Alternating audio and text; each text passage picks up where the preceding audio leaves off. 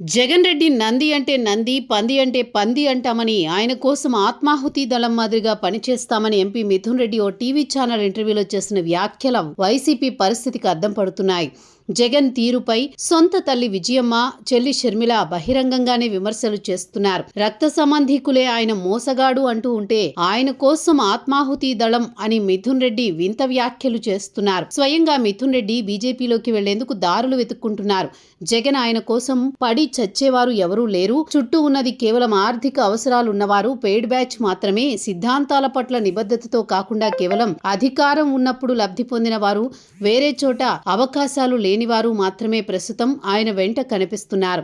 జగన్ కు విజంగా ప్రజాదరణ ఉంటే ప్రతి చిన్న కార్యక్రమానికి భారీగా జన సమీకరణ చేయాల్సిన అవసరం ఉండేదే కాదు. ప్రజల నుంచి స్వచ్ఛందంగా మద్దతు లభించకపోవడం వల్లే స్క్రిప్ట్ ప్రకారం టూర్లు, అద్దె మనుషులతో సభలు నిర్వహించాల్సి వస్తోంది. కాదనలేని సత్యం. వాలంటీర్ల వ్యవస్థను నమ్ముకుని సొంత పార్టీ కార్యకర్తలను విస్మరించడం జగన్ చేసిన అతిపెద్ద తప్పు. ఏళ్ల తరబడి పార్టీ జెండా మోసిన కార్యకర్తలను కాదని ప్రభుత్వ జీతం తీసుకునే వాలంటీర్లపై ఆధారపడడం పార్టీ సంస్థాగత పునాదులు కదిలిపోయాయి.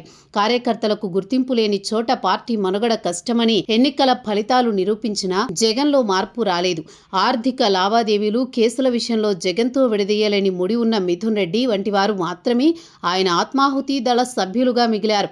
మద్యం స్కామ్ వంటి కేసుల్లో ఈడీ విచారణలు ఎదుర్కొంటోన్న తరుణంలో జగన్ను వెనకేసుకురావడం వారి వ్యక్తిగత ఆర్థిక అవసరం. ఉగ్రవాద మనస్తత్వాన్ని తలపించేలా ఆత్మాహుతి దళం వంటి పదజాలం వాడడం జగన్కు సంతృప్తినివ్వచ్చు, కానీ సామాన్య ప్రజల్లో ఇది తీవ్ర అసహ్యానికి దారితీస్తోంది. సొంత కుటుంబ సభ్యుల నమ్మకాన్ని కోల్పోయిన జగన్ రాజకీయ ప్రయోజనాల కోసం తన వెంట నడిచే కొంతమంది నేతల మాటలనే వేదవాక్కులుగా భావిస్తున్నారు.